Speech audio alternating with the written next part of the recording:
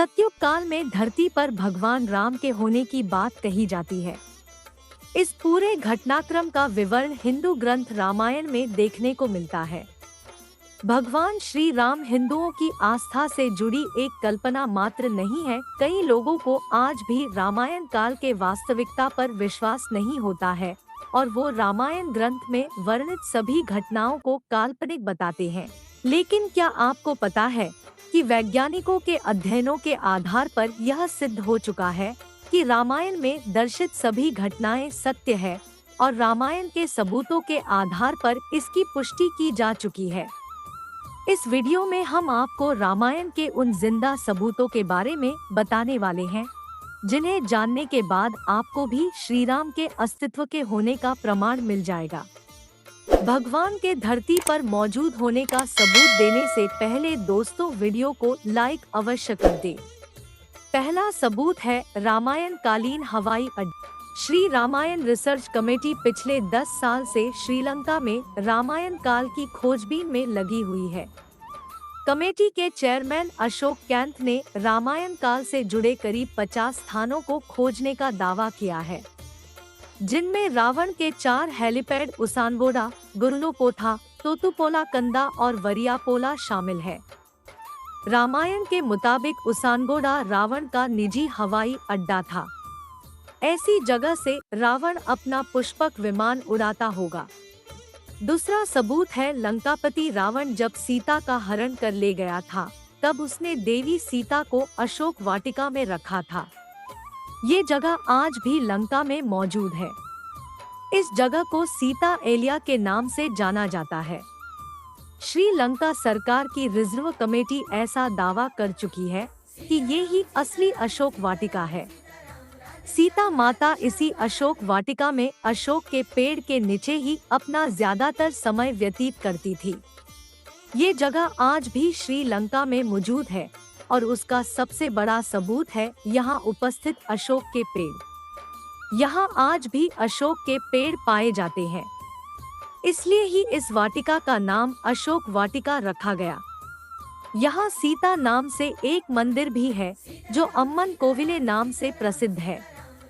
ये ही नहीं, जब रावण द्वारा सीता हरण के बाद हनुमान जी माता सीता की खोज में श्रीलंका पहुँचने के लिए समुद्र को पार करने हेतु जब उन्होंने एक विशाल रूप धारण किया तब उनके विशाल पद चिन्ह के छाप श्रीलंका के स्थल पर अंकित हो गए।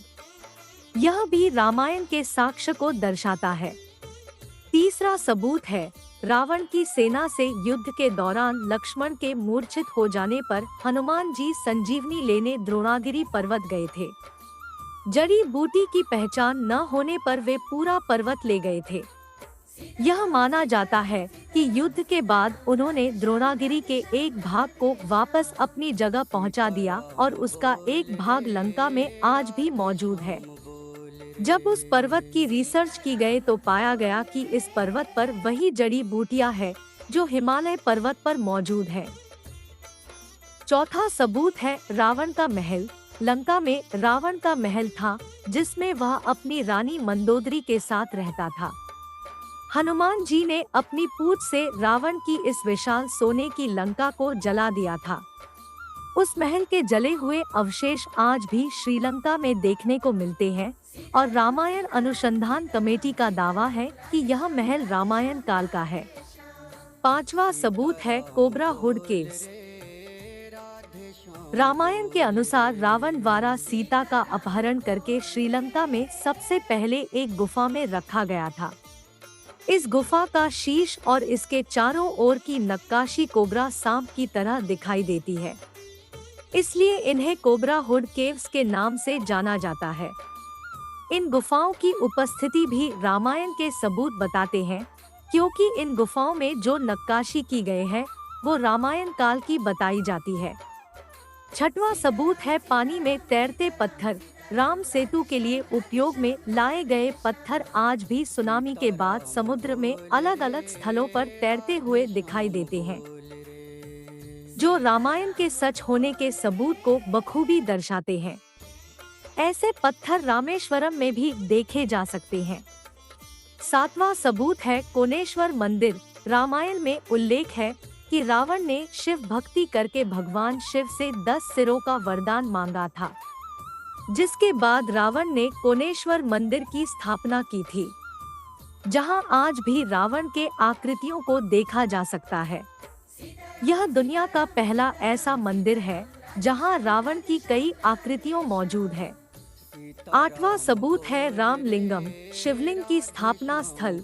श्री राम ने जब रावण की हत्या की तो उन पर एक ब्राह्मण हत्या का आरोप लगा, जिसे दूर करने के लिए उन्होंने भगवान शिव की आराधना की, जिसके लिए शिवजी ने उनसे 4 शिवलिंग की स्थापना करने की मांग की।